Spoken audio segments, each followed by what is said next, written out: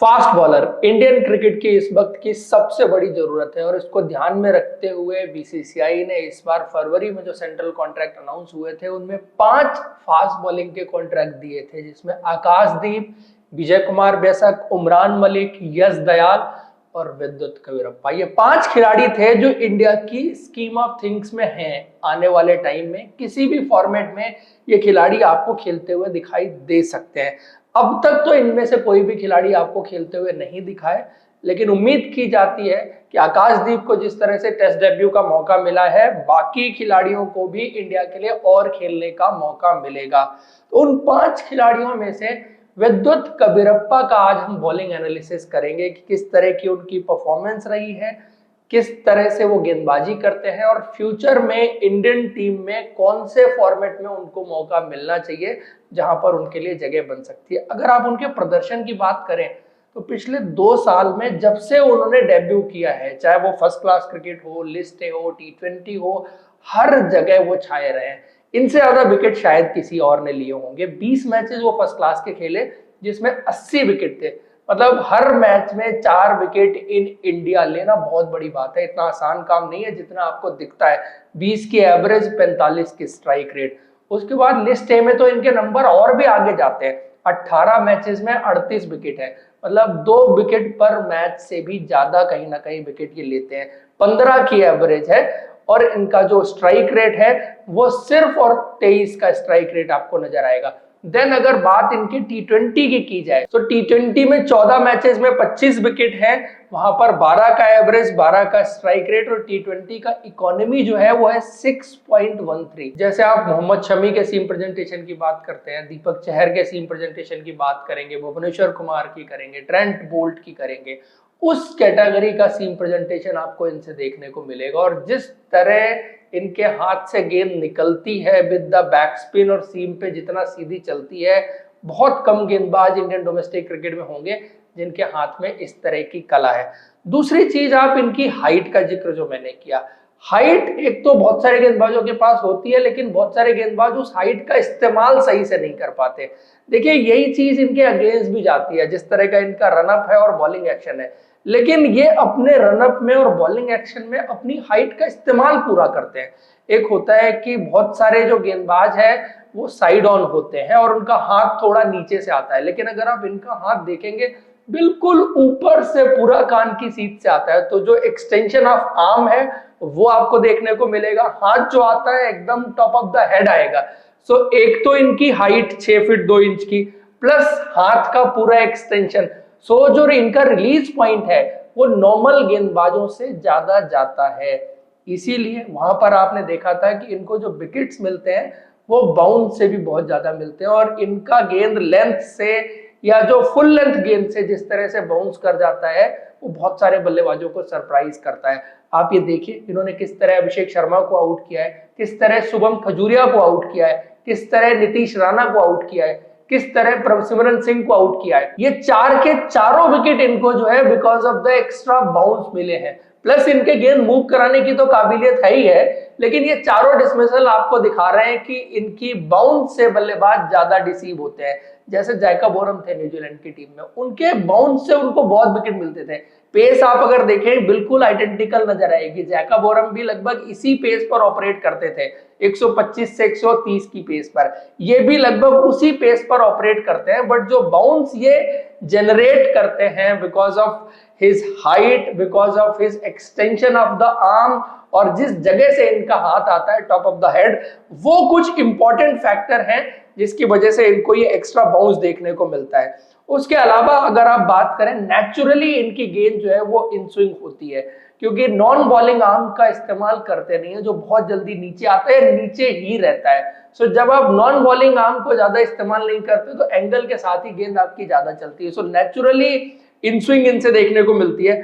Out swing इनको जब करनी होती है ना तो थोड़ा क्लोज टू द विकेट आना पड़ता है। और एक बड़ी खास चीज है इनकी गेंदबाजी में कि ये क्लोज टू द विकेट गेंदबाजी ज्यादा करते हैं, जहां पे ऐसी लाइन मिलती है जहां बल्लेबाज को खेलना ही पड़ता है हर हाल में, चाहे गेंद अंदर आए चाहे बाहर जाए। और जैसे ही वो चौथे स्टंप पर गेंद आती है, तीसरे स्टंप पर, चौथे स्टंप पर गेंद आती है, बल्लेबाज हमेशा मजबूर होता है, चाहे वो अंदर आने वाली गेंद हो चाहे बाहर जाने वाली गेंद हो, तो उस चैनल में कंसिस्टेंट गेंदबाजी करते हैं, वो इनकी सबसे बड़ी खूबी रही है। और एक चीज मैं आपको वीडियो के डिस्क्रिप्शन में लिंक दूंगा, वहां पे जाके जरा देखिए और देख के बताइए क्या आपको देख के लग रहा है कि ये 125-26 की पेस है।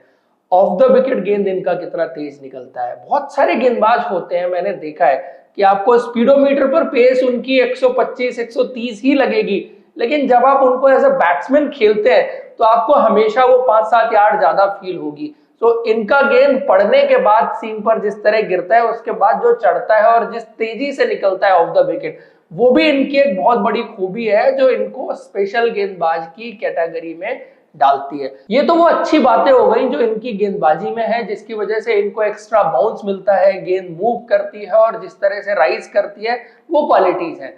बट अगर ये अपनी कुछ कमजोरियां इनकी बॉलिंग में दिख रही हैं, उनको ठीक कर लेते हैं, तो यही गेंदबाज आपको 140 की पेस पर गेंदबाजी करते हुए दिखाई दे सकता है। और सोचिए जो गेंदबाज 126 की पेस पर, 130 की पेस पर इतना लीथल है, अगर वही गेंदबाज 140 की पेस पर गेंदबाजी करेगा तो क्या कहर ढा सकता है, क्योंकि स्किल के मामले में इनका कोई जवाब नहीं है। अब कमजोरियां क्या है उनकी बात करते हैं।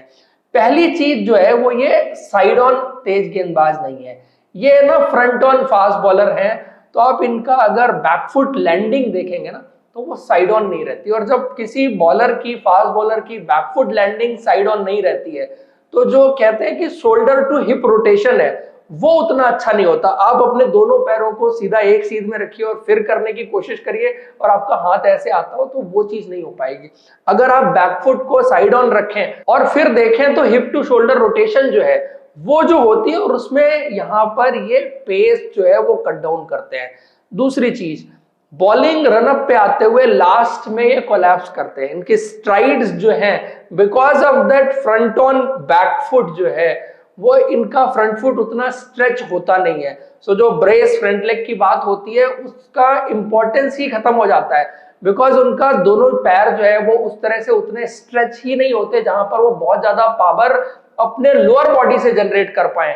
आप जो भी देख रहे हैं ना उनकी गेंदबाजी में, वो सारी चीजें, उनकी स्किल जो है वो अपर बॉडी का हिस्सा है। उनके हाथ की मूवमेंट, उनका जो इस तरह से जिस एंगल पर आता है, और जो सारी चीजें हैं, लोअर बॉडी का बहुत मिनिमम इस्तेमाल होता है उनकी गेंदबाजी में।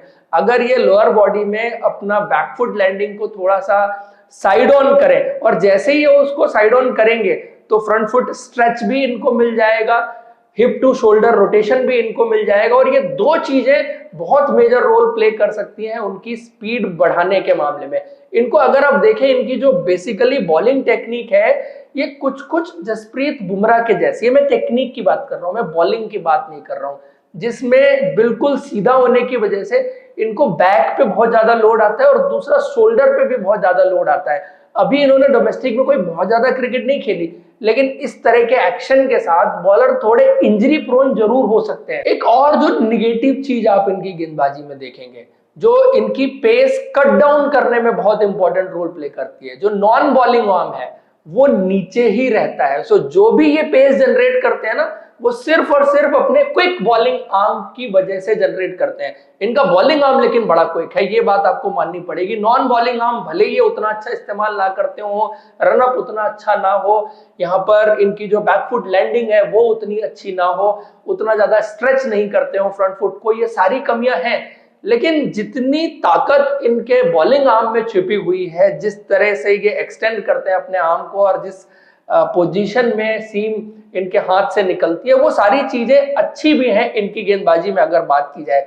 अब इसमें एक थोड़ी सी ना प्रेडिक्टेबिलिटी का मैटर आता है कि इनको गेंद अगर बाहर निकालनी है तो ये बाहर से जाके गेंद बाहर नहीं निकाल सकते। मतलब कहने का कि एंगल से गेंद करें, राइट हैंडर को अंदर आए और वहां से बाहर निकाल दें, वो चीज नहीं हो पाएगी, बिकॉज इनका एक्शन ही ऐसा है। इनको अगर गेंद बाहर निकालनी है तो थोड़ा क्लोज टू द विकेट आना पड़ेगा, और ये कई बार लॉन्ग टर्म में टॉप लेवल पर एक प्रेडिक्टेबिलिटी वाला फैक्टर बन जाता है कि जब भी ये एंगल से गेंद करेंगे तो आप समझ लीजिए कि अंदर ही आएगी, वहां से बाहर नहीं निकली। बहुत ज्यादा हो सकती है तो शायद सीधी हो सकती है, लेकिन बाहर निकालना उस एंगल के साथ बहुत मुश्किल होगा। सो ये जो दो मेजर चीजें हैं, बैकफुट की लैंडिंग, नॉन बॉलिंग आर्म का इस्तेमाल, अगर इस पे काम किया जाए सो डेफिनेटली इनकी पेस में कम से कम 10 यार्ड का इजाफा हो सकता है आने वाले टाइम में। और उसके बाद जो स्किल सेट इनके पास है उस पर ये दुनिया के बड़े से बड़े बल्लेबाजों को नचा सकते हैं। प्लस इनके पास जो वेरिएशंस है जो टी20 क्रिकेट में देखी है, स्लोअर वन डालने की, यॉर्कर भी अच्छा डालते हैं, आगे की लेंथ अच्छी है इनकी, पीछे वाली लेंथ पर उतना कंफर्टेबल नहीं रहेंगे। इनके पास काबिलियत ही इतनी है कि लेंथ से ही बॉल को इतना उठा देते हैं, पीछे डालने की बहुत ज्यादा इनको जरूरत नहीं पड़ेगी। और आप जनरली देखेंगे कि गेंद आगे ही करते हैं, तो गेंद स्विंग भी होती है, पड़ने के बाद ऑफ द विकेट भी चलती है। तो कलाकार गेंदबाज तो है, इसमें तो मानना पड़ेगा, और इसी वजह से ये कलाकारी इनकी परफॉर्मेंस में भी दिखती है। अब रही बात इंडियन टीम में खेलने की, तो इंडिया को व्हाइट बॉल क्रिकेट में भी, स्पेशली वनडे क्रिकेट में जहां पर इनका रिकॉर्ड भी अच्छा है, वहां पर एक फास्ट बॉलर की जरूरत है। तो इनको एक टाइम पर जरूर देखा जाएगा। प्लस टेस्ट क्रिकेट में आप जब इंग्लैंड ट्रेवल करेंगे तो मुझे लगता है कि इनके जैसा गेंदबाज बहुत इंपॉर्टेंट रोल प्ले कर सकता है। इंडिया को इंग्लैंड का दौरा करना है 2025 WTC फाइनल के बाद, तो ये दो जगह मैं देखता हूं जहां पर इनके लिए आने वाले टाइम में जगह बननी चाहिए। बीसीसीआई ने इनको सेंट्रल कॉन्ट्रैक्ट भी दिया था, और एज ए गेंदबाज एक साल और खेल के मुझे लगता है इंप्रूव ही होंगे। ये तीसरा डोमेस्टिक का सीजन होगा उनका, जहां पर पहले 2 सीजन में अपने आप को प्रूव कर चुके हैं, और यहां पर देखना है कैसे गेंदबाजी करते हैं। तो दोस्तों ये था ओवरऑल विद्युत कबीरप्पा की गेंदबाजी के बारे में, उनकी गेंदबाजी का एनालिसिस, उनकी अच्छाइयां गेंदबाजी की, कुछ नेगेटिव पॉइंट जिन पर उनको काम करना है। अगर वो करते हैं तो इंडिया के लिए एक टॉप गेंदबाज के रूप में जरूर इमर्ज होंगे। आपको ये वीडियो और इन्फॉर्मेशन अच्छी लगी है तो लाइक और हमारे चैनल को सब्सक्राइब जरूर करें। Thank you.